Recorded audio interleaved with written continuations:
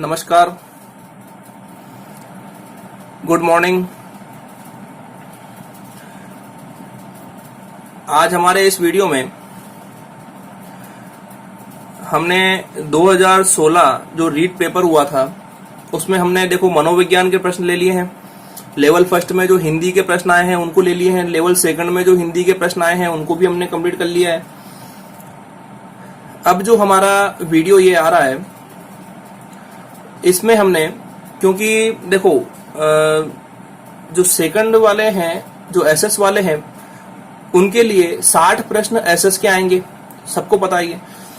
तो मैंने जब ये मॉडल पेपर परीक्षा के रूप में ही बनाए हैं कि 2016 के एग्जाम के रूप में हो गए, 2015 के हो जाएंगे, 2012 का हो जाएगा, 11 का हो जाएगा, तो इनमें जो एसएस के अंतर्गत जो प्रश्न आए हैं उनको भी मैं थोड़ा सा बता रहा हूं कि प्रश्न कैसे आए हैं, उनके उत्तर बता रहा हूं, और कौन कौन से प्रश्न परीक्षा में हमारे डिलीट हुए हैं उनकी भी चर्चा कर रहा हूं। आप इन वीडियो को देखें और समझे कि एसएस का लेवल और एसएस का पैटर्न कैसा आ रहा है, हम उस रूप में तैयारी कर रहे हैं या नहीं कर रहे हैं। क्योंकि देखो, किताबें पढ़ना ही सब कुछ नहीं होता है। मैं बार बार रिपीट कर रहा हूं इस बात को, किताबें पढ़ना ही सब कुछ नहीं है। हमें किताबें पढ़ने के साथ साथ अपनी तैयारी को इतनी सुदृढ़ बनाना है कि हमारा किसी भी कंडीशन में हमारा सिलेक्शन हो जाए। बस हमें ये मानना है। हमें ये नहीं सोचना है कि कैसे वीडियो आ रहे हैं, क्या आ रहे हैं।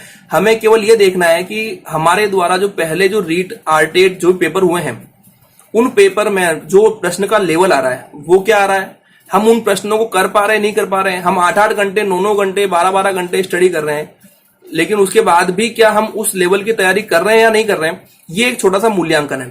तो आप मेरे साथ चल करके ही इन प्रश्नों को पढ़ें, विकल्पों को देखें और उत्तर लगाने की चेष्टा करें। चलो हम पेपर स्टार्ट करते हैं।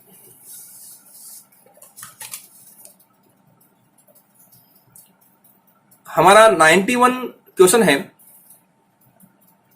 राज्यसभा का सदस्य चुने जाने के लिए प्रत्याशी की उम्र होनी चाहिए। राज्यसभा का सदस्य चुनने जाने के लिए प्रत्याशी की उम्र होनी चाहिए 25 साल, 35 साल, 30 साल, 21 साल। बताइए। इसका सही उत्तर है 30 साल। राज्यसभा का सदस्य चुने जाने के लिए प्रत्याशी की उम्र 30 साल होनी चाहिए। 92 नंबर प्रश्न है, भारतीय संविधान का 44वां संशोधन निम्नलिखित में से किस एक प्रधानमंत्री के समय में किया गया? इंदिरा गांधी, चंद्रशेखर, चौधरी चरण सिंह, मोरारजी देसाई।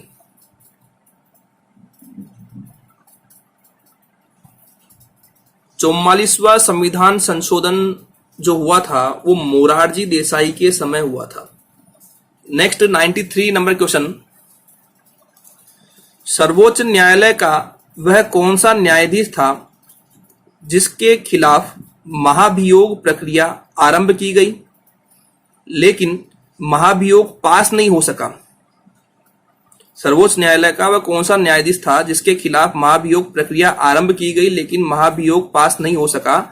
पहला विकल्प है केजी बालकृष्णन, वी रामास्वामी, सौमित्र सेन, स्वतंत्र कुमार।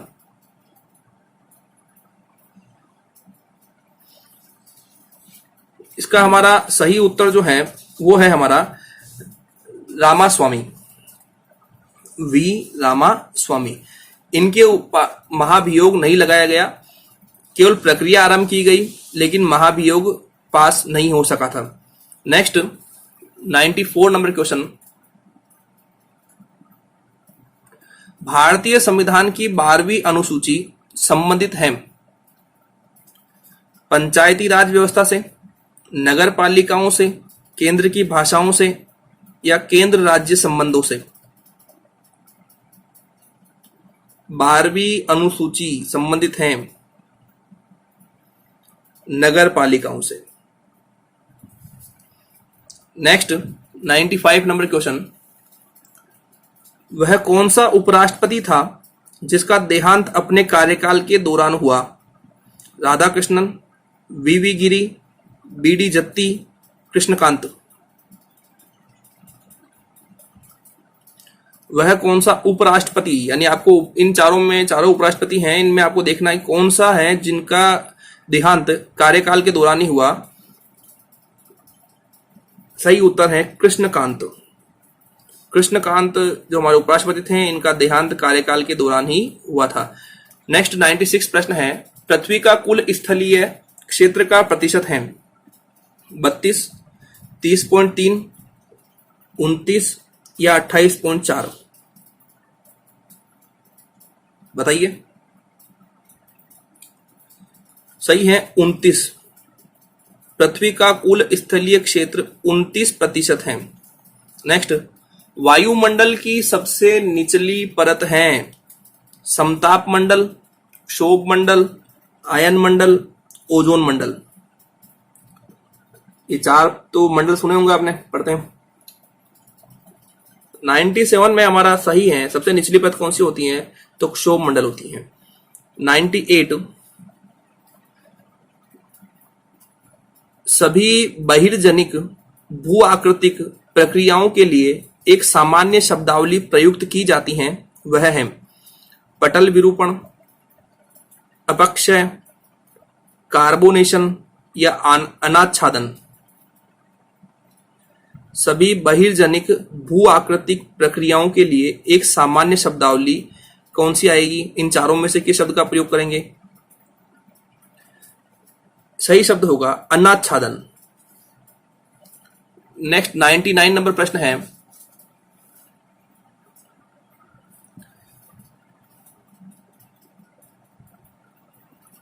जैव मंडल में जीव तथा पर्यावरण के मध्य रासायनिक तत्वों के चक्रीय प्रवाह को जाना जाता है। जैव मंडल में जीव तथा पर्यावरण के मध्य रासायनिक तत्वों के चक्रीय प्रवाह को जाना जाता है गैसीय चक्र, जैव भू रासायनिक चक्र, जल चक्र या भू आकारिक चक्र। देखो वापस सुनना, जैव मंडल में जीव तथा पर्यावरण के मध्य रासायनिक तत्वों के चक्रीय प्रवाह को जाना जाता है, तो यह है जैव भू रासायनिक चक्र, इस नाम से हम इसको जानते हैं। ठीक है ना। नेक्स्ट प्रश्न है हमारा प्रश्न नंबर 100, निम्न में से कौन सी एक कायांतरित शेल नहीं है? निम्न में से कौन सी एक कायांतरित शेल नहीं है? पहला ऑप्शन है चूना पत्थर, संगमरमर, क्वार्टजाइट, स्लेट। निम्न में से कौन सी एक कायांतरित शेल नहीं है? यहां चूना पत्थर जो है ये कायांतरित शेल में नहीं है, बाकी संगमरमर, क्वार्टजाइट और स्लेट जो है वो हमारे कायांतरित शेल में यहां होती हैं। नेक्स्ट 101 नंबर प्रश्न है, हड़प्पा संस्कृति सिंधु घाटी सभ्यता के अभिलेख मुख्यतः किस वस्तु पर बने मिले हैं? हड़प्पा संस्कृति में जो अभिलेख मिले हैं वो मुख्यतः किस वस्तु पर बने हुए मिले हैं? शिलाओं पर, मुहरों पर, स्तंभों पर या ताम्र पत्रों पर? बताओ। मुहरों पर। हड़प्पा संस्कृति के जो अभिलेख हैं वो कहां मिले हैं? मुहरों पर मिले हैं। 102 नंबर प्रश्न, उत्तर वैदिक काल में आर्य संस्कृति का केंद्रीय स्थल था सप्त सैंधव प्रदेश, गंगा यमुना दोआब, मगध या दक्कन? उत्तर वैदिक काल में आर्य संस्कृति का केंद्रीय स्थल गंगा यमुना दोआब था। क्या था? गंगा यमुना दोआब। नेक्स्ट 103 नंबर प्रश्न, भारत के प्राचीन नगरों का पतन 300 एडी से 1000 एडी, यह भारत के प्राचीन नगरों पतन नामक प्रसिद्ध पुस्तक के लेखक कौन है? ये पुस्तक है राधा कुमुद मुखर्जी, रोमिला थापर, डी डी कोशाम्बी रामशरण शर्मा।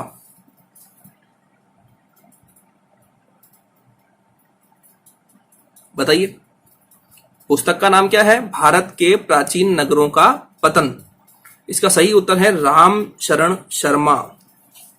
अब देखो हम लोग किताबों में केवल वो चीजें पढ़ रहे हैं जो आज तक बताया गया है, हम वही सामान्य जानकारियां पता कर रहे हैं, वही सामान्य जानकारी पढ़ रहे हैं, इसके अलावा कोई नया नहीं पढ़ रहे हैं। लेकिन प्रश्नों का लेवल देखो आप, प्रश्न कैसे आ रहे हैं। अब क्या पूछा इसमें इसने?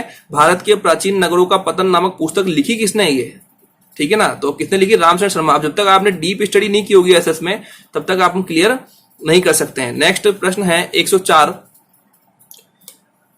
हिंदू विवाहित महिलाओं का पृथक निवास एवं भरण पोषण अधिनियम कब पारित हुआ? 1955, 1956, 1946, 1977, 77। बताओ क्या उत्तर होगा इसका? इसका सही है, हिंदू विवाहित महिलाओं का पृथक निवास एवं भरण पोषण अधिनियम 1946 में पारित हुआ, 1946 में। नेक्स्ट 105 नंबर प्रश्न है, भारतीय समाज के इतिहास में 1856 का वर्ष महत्वपूर्ण सिद्ध हुआ क्योंकि पहला, हिंदू विधवा पुनर्विवाह अधिनियम पारित हुआ। दूसरा, कन्यावध के विरुद्ध अधिनियम पारित हुआ। तीसरा, सती प्रथा के विरुद्ध अधिनियम पारित हुआ। चौथा, डाकन प्रथा के विरुद्ध अधिनियम पारित हुआ। भारतीय समाज के इतिहास में 1856 का वर्ष महत्वपूर्ण क्यों था? क्योंकि यहां हिंदू विधवा पुनर्विवाह अधिनियम पारित हुआ था। 105 में क्या आएगा? 1 आएगा। नेक्स्ट हमारा 106 नंबर प्रश्न है, भारतीय इतिहास में सैन्य युग, जिसे हम क्लासिक एज कहते हैं, किस काल के लिए प्रयुक्त होता है? गुप्त काल, कुषाण काल, मौर्य काल, मुगल काल। यानी इनमें से कौन सा काल है जिसे हम क्लासिक एज या सैन्य युग भी कहते हैं? सैन्य युग। सही उत्तर है गुप्त काल। गुप्त काल को हम सैन्य युग या क्लासिक एज के नाम से भी जानते हैं। नेक्स्ट, श्रवण बेलगोला स्थित बाहुबली की महान प्रतिमान का निर्माण किस काल में हुआ? होयसल, गंग, राष्ट्रकूट, चालुक्य।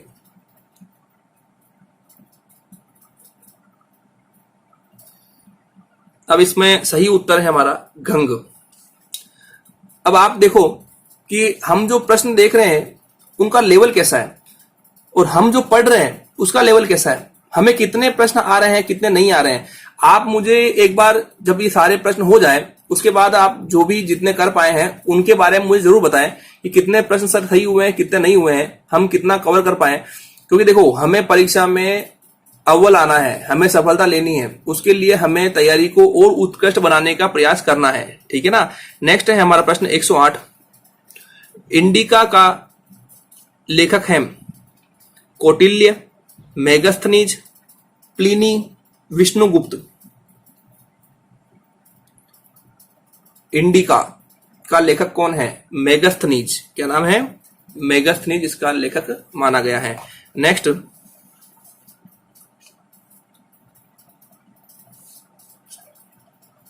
कंबुज स्थित अंगकोर वाट का विष्णु मंदिर किसने बनवाया? वापस सुनना, कंबुज स्थित अंगकोर वाट का विष्णु मंदिर किसने बनवाया? सूर्यवर्मा 1, जयवर्मा 4, सूर्यवर्मा 2 या यशोवर्मा 3? कंबुज स्थित अंगकोर वाट का विष्णु मंदिर किसने बनवाया? बताइए।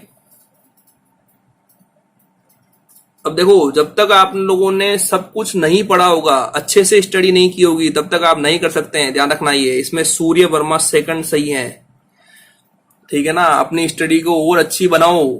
नेक्स्ट 110 नंबर प्रश्न, सम्राट अशोक के किस बृहद शिलालेख में पड़ोसी देशों का वर्णन है? प्रथम, पंचम, अष्टम या 13वां?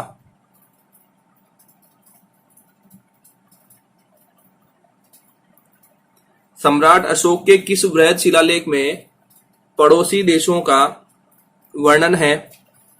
तो इसमें सही उत्तर है हमारा 4 नंबर विकल्प 13वां शिलालेख जो है इसमें पड़ोसी देशों का वर्णन किया गया है।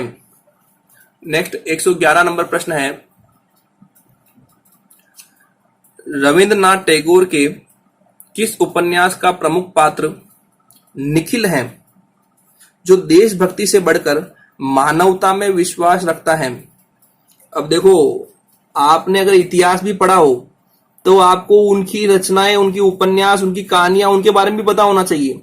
अब देखो, रविंद्रनाथ टैगोर के किस उपन्यास का, अब आपको उपन्यास के पात्र जो है उसका नाम तो पता है, लेकिन उपन्यास का नाम पता होना चाहिए कि उपन्यास कौन सा है। तो रविंद्रनाथ टैगोर के किस उपन्यास का प्रमुख पात्र निखिल है, जो देशभक्ति से बढ़कर मानवता में विश्वास रखता है? पहला ऑप्शन शेषेर कविता, दूसरा गोरा, तीसरा योगा योग और चौथा घर बाइरे। 111 नंबर प्रश्न, इसका सही उत्तर है घर बाइरे। ध्यान रखना, ये है ना, हो सकता है वापस परीक्षा में आ जाएगी, हमें पता होना चाहिए।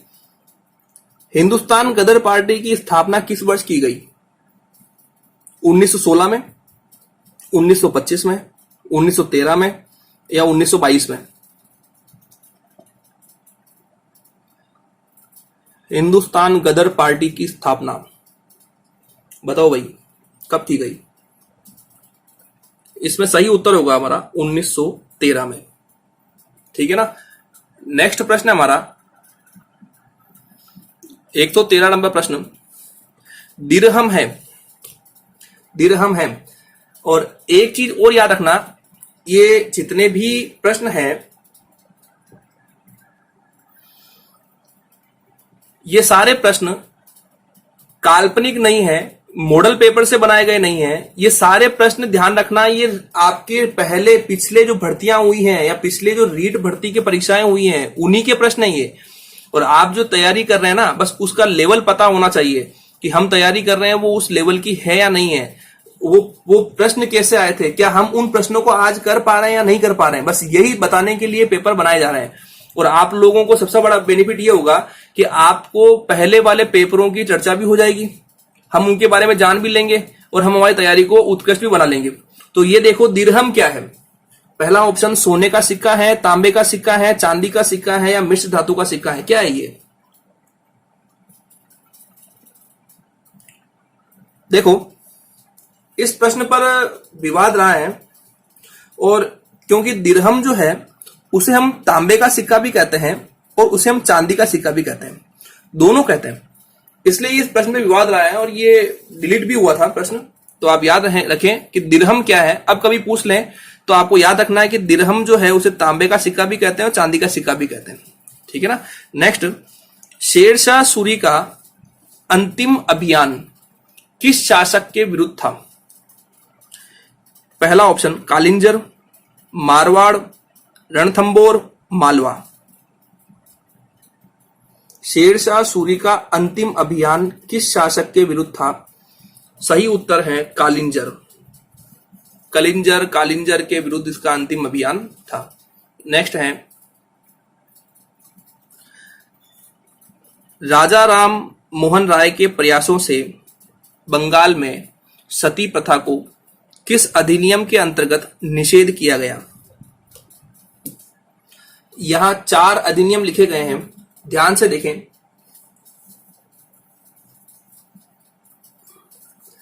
चारों में से कौन सा होगा? सही उत्तर है नियमन 17 एडी 1829।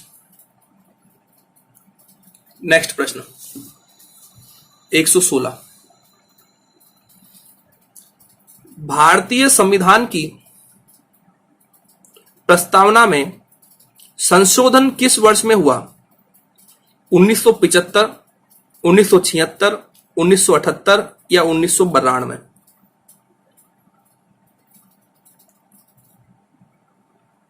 भारतीय संविधान की प्रस्तावना में संशोधन हुआ था हमारे, सबसे पहले जो देखा गया है वो हुआ था 1976 में।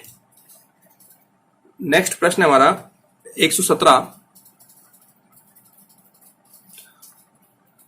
वह संवैधानिक संशोधन जो शिक्षा के अधिकार से संबंधित हैं, इन चारों में से कौन सा है जो शिक्षा के अधिकार से संबंधित है? 42वां संशोधन, 52वां संशोधन, 61वां संशोधन या 86वां संशोधन? बताइए।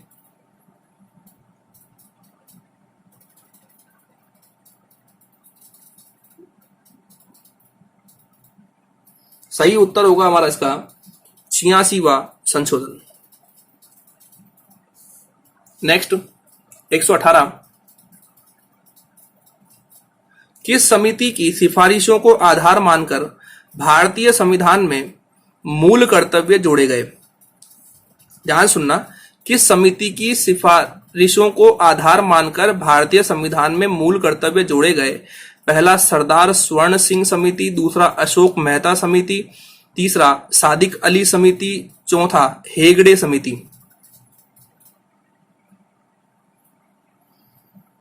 किस समिति की सिफारिश को आधार मानकर भारतीय संविधान में मूल कर्तव्य जोड़े गए? तो सही उत्तर इसका है सरदार स्वर्ण सिंह समिति। ध्यान रखना ये है ना। नेक्स्ट, भारत सरकार ने काका कालेलकर को अन्य पिछड़ा वर्ग आयोग का अध्यक्ष नियुक्त किया। नियुक्ति का वर्ष था 51, 1951, 1953, 1955, 1957। भारत सरकार ने काका कालेलकर को अन्य पिछड़ा वर्ग आयोग का अध्यक्ष नियुक्त किया। वो नियुक्ति का वर्ष क्या था? तो 1953। कब था ये? 1953। नेक्स्ट प्रश्न है हमारा 120 प्रश्न।